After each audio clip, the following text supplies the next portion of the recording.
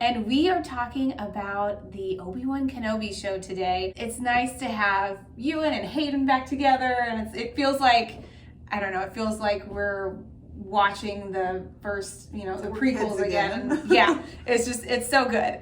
It's been really fun. But it's also interesting to see, the stories that happen between Revenge of the Sith and A New Hope. Yeah, because a ton of stuff happened within those years, so it's nice to see that. Yeah, it's been really fun. Although I am still waiting, as you can tell, I like Duchess Satine. I really ship her and Obi-Wan, and I'm still waiting for them to put just some kind of little nod to her. I really hope so. There was in Rebels. So I'm really, I'm really hoping they do. As far as with episode 1, there will be spoilers because we are going to talk about our thoughts and reactions. So if you don't want to know and you don't, you haven't seen it yet, just go watch it first. And then you can come back and watch the video. Yes. Yeah. Because we don't like spoilers either. Exactly. Unless you like spoilers, you need to leave. Yeah, I accidentally, when I was on the internet this morning, I saw a spoiler for the 3rd episode, and I try so hard not to, but it's kind of impossible sometimes. So we always try to watch it either as soon as we get up in the morning or like at midnight when it comes out, because we don't like spoilers. So if you've seen it, stick around. Tell us your thoughts on the show. Yeah. So anyways, for the first episode, I've kind of wrote a few things down just to keep it fresh in my memory. So I remember. If you see us doing this, that's why. That's what we're doing. But as far as with the first episode, I thought it was really good. I really liked it, but it was very sad because we see a different Obi-Wan. He's to me anyways, he seems very sad, and he just seems so lonely. And, it makes sense because he is on Tatooine. Owen doesn't like him. Well, plus, Obi-Wan's gone from being a Jedi, being a general, constantly fighting battles and, having a purpose. And yes, he has a purpose on Tatooine because he's supposed to take care of Luke and watch over him. Mm-hmm. But the majority of his life was dedicated to the Jedi Order, and now that particular purpose is gone. Yeah, it's not even really allowed to talk to Luke much because of Owen. Yeah, I feel like he's lost a lot, and so to go from having that purpose to just waiting for Luke to kind of show signs of the being able to use the Force, and from what it seems to me, he hasn't used the Force for the 10 years that he's been there. Yeah. So that was just kind of sad to see, and I love Obi-Wan. I just sad to see him so sad. It is. But so yeah. On a happier note, yes, I love the little Leia, Princess Leia. She is so cute.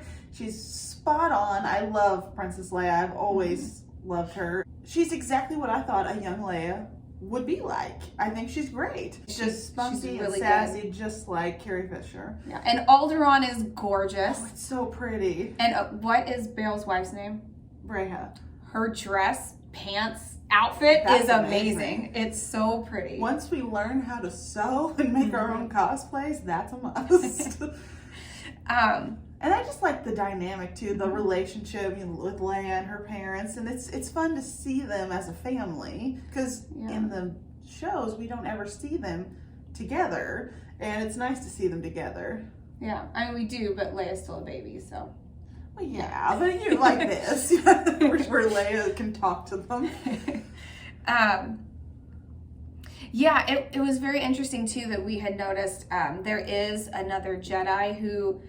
At the beginning of the episode, they're at the Jedi Temple, and when Order 66 happens. My guess is that the one Jedi boy who you end up seeing on Tatooine was there. I think it's what I am inferring from that. Yeah. I think so. But he has never given up on the Force, and the Jedi path.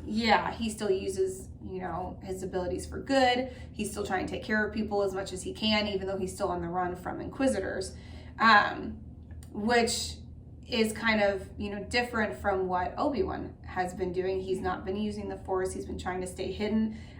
which I totally understand. I mean, he's been through a lot. And it's also a parallel, I think, with Cain and Jairus, because he was a Padawan as well, and kind of like Obi-Wan, he's like, I don't want to get involved. I don't want the Empire to find me. I'm just not going to be a Jedi. And whereas I think Obi-Wan's just kind of waiting for the right moment when he can start training Luke. Yeah, that's what it seems like. And this guy was not giving up on it. So Lola, I love Lola. She is so adorable.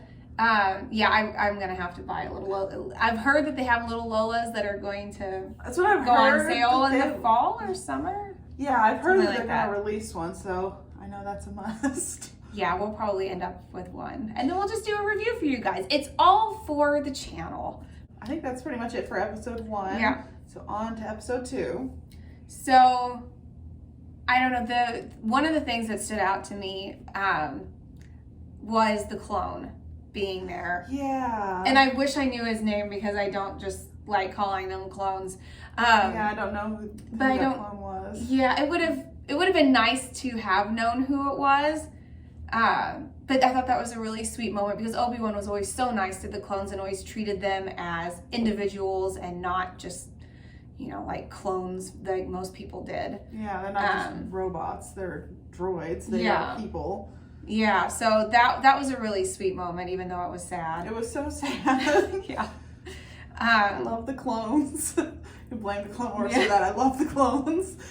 Yeah, if you haven't seen the Clone Wars or Rebels, you need to watch it. Or we'll watch them. They're so good. And you get so much more story with it. They're just really, really good. So much depth. Yeah, I remember watching Revenge of the Sith, and I'm like, that's awful. Those clones just turned on the Jedi and they served with them for so long. That's ridiculous. But then when we watch Clone Wars and we see why, I'm like, those poor clones. So, yeah. For more, it's really good to watch those if you haven't. It is, yeah. Especially coming from someone who wasn't too sure if I was going to like it. They're amazing.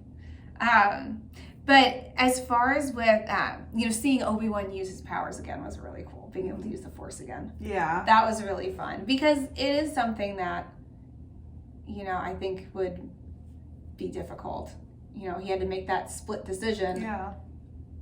Using the Force, someone would be able to figure it out. But he had to save Leia, so. And I've seen a few comments online where people don't like that Leia ran from Obi-Wan. But honestly, it makes total sense to me. She doesn't know who he is. She's just been kidnapped. I mean, then she sees his face, like, as a wanted sign. It's like, of course she's going to be terrified. She's been through a lot. I'm kind of thinking Bale should have given him some kind of a token or a sign or a message or something, because I don't blame her at all for not trusting him. That makes total sense to me. Yeah. For me, I had no idea that this was going to have little Leia in it. I had somehow stayed away from that spoiler. I did not know. I had heard that rumor going around. Yeah, and I have no idea how I didn't, but I didn't. And so that's good though. It makes more sense to me now as far as with A New Hope, with her being so persistent with needing to find Obi-Wan. Because I always just figured, well, it's just because her dad told her that he's a really powerful Jedi. He's really smart. We need him to help in this war. So I just thought she was doing it because her dad told her to, which I'm sure is part of it. But now she has firsthand experience. He, saved her and was protecting her. So it gives more of a depth than what we knew before. Yeah, so exactly. I like that. I thought that was kind of cool. One thing, though, that we're really wondering about that happened at almost the very end of episode 2 was the Grand Inquisitor got stabbed. So we're a little confused because he died in a different way in Rebels. So obviously, and I don't think that he's actually dead, in my opinion, because that would be kind of weird. I think since they're basing other live action videos off of Rebels. Well, no, they are. Yeah. Like we heard, we heard the news from, well, we didn't go to the Star Wars convention, but we've heard that, they've announced live action Sabine and Hera, and so we know the Rebels are going to play a part. And plus, in Mandalorian, Ahsoka talked about Thrawn. So it doesn't make sense to retcon a major part of the first season of Rebels, really. Yeah. So I think he's still alive. I hope he's still alive. So yeah, I think that was probably everything out of episode 2. Although, actually, the guy that was pretending to be a Jedi, that had never crossed my mind that people would fake being Jedis as a scam. I thought that was really interesting because I had just never thought of that. The repercussions of, oh, there's no Jedi left, people still need help, so we can just pretend and make money off of them, which is terrible. Great scam. I mean, but it's a great scam. But it's also a great scam. Yeah. It's a good storyline too. I just had never thought of that. So that was very interesting. And then he ended up sort of being a good guy. Yeah, which is a little confusing, but I liked it though. Like, he's just doing it for money. Yeah. You know, he's not necessarily a bad guy. I mean, yeah, he's kind of caught in the bad system the Empire's created, yeah. It's still not right, but it's interesting.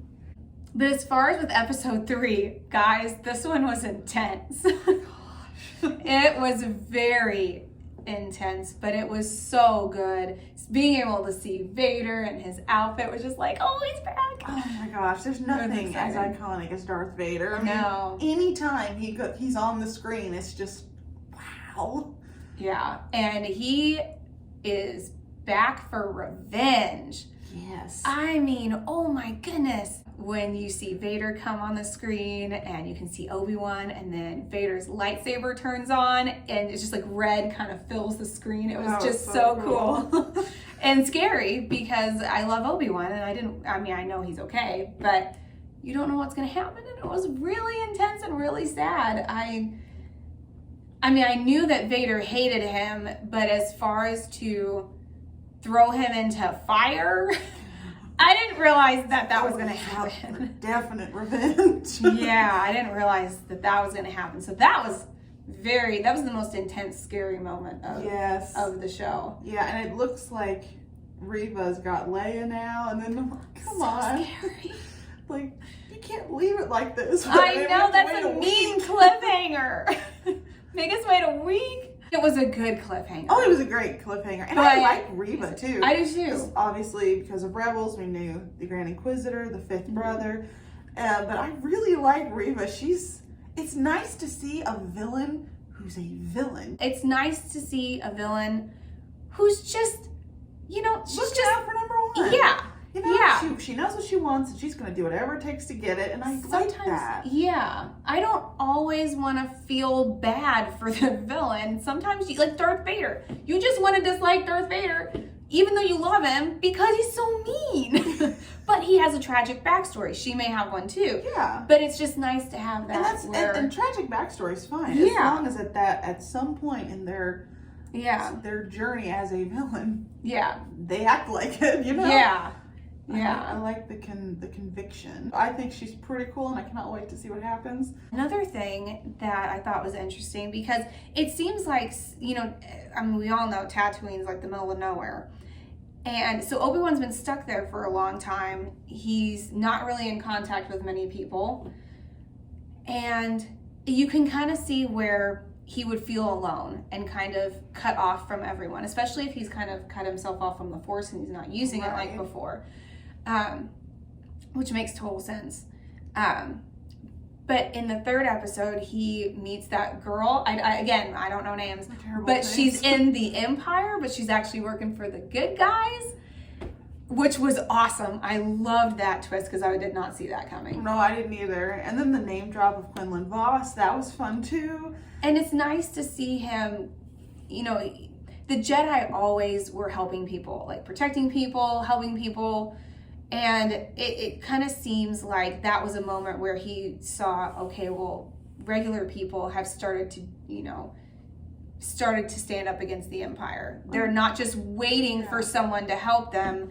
They're doing it themselves. And just because the Jedi are gone, or mainly gone, doesn't mean that people aren't going to stand up. And I think that was something that was really cool.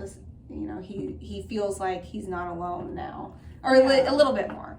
Yeah. Well, and I think it's good too because in the first episode, Leia talks about she's not allowed to go anywhere. Mm-hmm. And yes, this is horrifying for a child to go through, but this is, I can see how this may form who she becomes. You know, she's seeing firsthand what the Empire does to people, and that's good, I think, character development for her too, because we see that where she's like, I don't want to be a senator, I don't get to do anything, and now she's in the middle of this terrifying experience with the Empire. Mm-hmm. So that's it for today. We were just having, a nice little recap and our thoughts on it, just because we had to talk about it, and we thought you guys might have fun listening to our thoughts. Alrighty, well, that was our review, and we can't wait to see what you guys write in the comments. So thank you so much for joining us, and we will see you next time in the next video. Bye. Bye.